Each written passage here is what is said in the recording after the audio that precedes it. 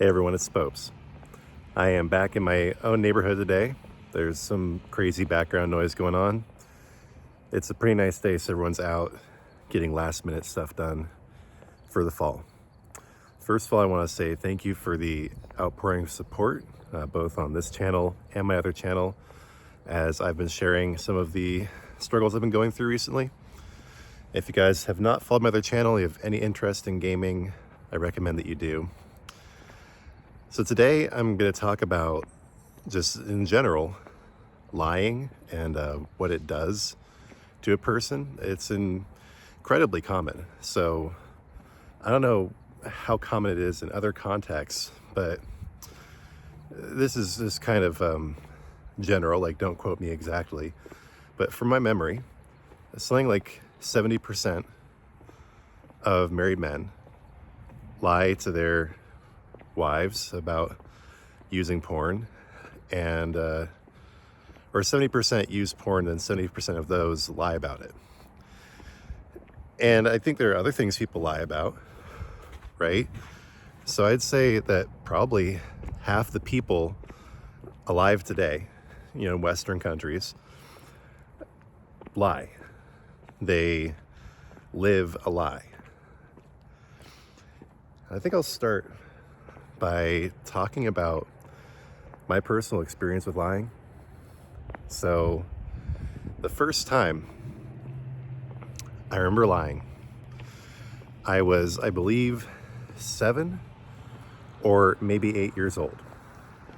I don't want to whine, but I had a pretty, it was good in some ways, but a very neglected childhood. So I spent a lot of time alone. And maybe that was part of this, right? Where I was just lonely. I had a key to get into my house from when I was, I think I got it when I was 7, in 2nd grade. And I would walk home from school on my own, which was pretty nearby, and I'd be home alone for a while with just the TV, basically, and my toys. Which is funny, they were immaculate. Now we have 3 kids, and of course the toys are always broken and scattered everywhere, at my friends' houses. But I was just an only child, so my toys were always immaculate. So I get out my toys and watch TV, and then for some reason on this day, I don't really remember why, I went out on the balcony. We lived in an apartment, and on the balcony, I don't remember why, but we had some kind of big chain, right? And it was just sitting there on the balcony, and I saw a car down, parked down below us in the first floor. And I realized that I could just, if I wanted to, push that chain off the balcony and it would land on that car. And I fretted about it for a while, and I did it. I pushed that chain off and it landed on the car. And I just kind of went inside and forgot about it. My mom got home, and pretty soon after that, there was a knock on the door from the person downstairs saying a chain fell off your balcony, hit my car. And my mom asked me if I did it. I said no. And it was pretty obvious there was no other way this could have possibly happened, except if I did it. But I don't think I ever actually admitted it. And she eventually gave up. I think there was an incident before that, but that's the most memorable, kind of potent incident in my memory.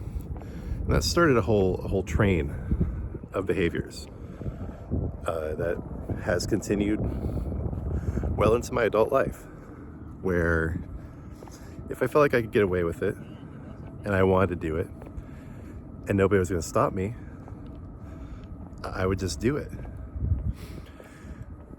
But I've been listening, or I was going to say reading, but listening, because I'm lazy. I like audiobooks, to a lot more Christian information recently. Specifically this guy, Rowan Williams, who focuses a lot on Eastern Christianity. And One of the things he talks about is how in the Eastern tradition, there's a tendency to look at the mind or the experience of the world like it has three different modes or potential approaches, where there's the angelic way of seeing the world, where you see everything exactly for what it is. The symbol is laid bare. You just see the actual meaning in everything. Then there's the demonic way of looking at things, where the world is basically transactional. All that matters is what you can get out of it. So whether this is lust, greed, envy, etc., everything in the world is an object. And by objectifying the world, you de-realize it. You de-realize your own perception. You're no longer seeing things. Then the human way of looking at the world is somewhere in between those two, where you try to see things the way they are. But you're often overcome by demonic perception. But what lying does is it takes you away from reality. Like, this is in like a strictly philosophical sense, not getting into the moral implications of lying and what it does to your relationships, yet. What it does from the sense of like a perception, the way you see the world, is it allows the demonic way of looking at things to take over and diminishes the angelic, while what we need, according to Rowan Williams, is an infusion of angelic perception to counter the demonic perception and gradually enlighten the human way of seeing things. What I really like personally about Rowan Williams, let's look at the apartments really quick. They making any progress? Not really. It's getting cold. Good luck to them. God bless those apartments. So Rowan Williams looks a lot at Eastern Orthodox perceptions on Christianity, which there's a lot of overlap with Buddhism. So part of the way we're supposed to live as Christians is like in a sense of sort of like spiritual poverty, where we subjugate the passions of the soul and have an acceptance of the world being essentially built up on suffering. And that jives perfectly well with Buddhism, which is what I grew up with. The first noble truth is that the world is suffering. Life is suffering. And then they don't have 7 deadly sins, but they have the 3 aversions, or the three poisons. Attachment, aversion, and something else. It's been a while since I was Buddhist, but it really connects with the way I look at things. And so, on a fundamental philosophical level, lying disconnects you from reality. And that's ultimately why it disconnects you from God. But there are more reasons that it is spiritually wrong to lie. And those reasons connect with the interpersonal issues. So I know from experience that when you are lying to someone about something, like maybe if it's like someone on the street and you kick their dog, I don't know, you do something to them, they say, hey, you did this to me, and you say, oh, no, I didn't. And then you never see them again. That's one thing. Just don't kick strangers' dogs because you can get away with it, okay? That's not what I'm saying. Don't kick dogs in general. But when you're living with someone, whether it's your wife, your children, people in your church community, someone you see regularly, and you're lying to them, well, from a biochemical standpoint and body language standpoint, they know. They hear what you're saying with your words, and the human brain is so powerful that what you're saying can cover up what they're feeling, especially if they want to believe it. But they're picking up the subtle signals in your face, in the way you're holding your body, other forms of body language. They're picking up the fact that you're lying. And your body also exudes different pheromones, different subtle, usually subconsciously registered aromas when you're lying as well. So they both smell the lie on you and they can see it. The only thing that makes them believe you is your words. And what this does, when there is a disconnect between your words and what your body is telling somebody, it creates cognitive dissonance, stress. You end up behaving in a way that pushes these people away, and they don't understand why. But it creates an incredible and horrific disconnect in the relationship. Now, what many of us say to ourselves, and maybe this is partially true, is that we are lying to protect the other person. But, God commands us not to lie. And so by doing something like that, you're saying, I know better than God. I know better than God what's right.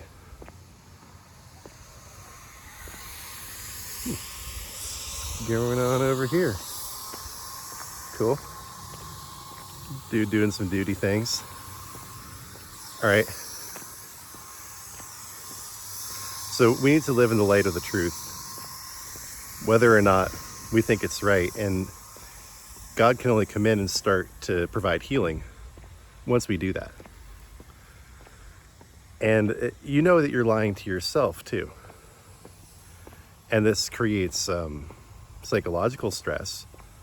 But what it also does is it eats away at your soul, to the extent that, for me personally, it felt like walking around with some kind of low-grade fever or infection that was just constantly happening.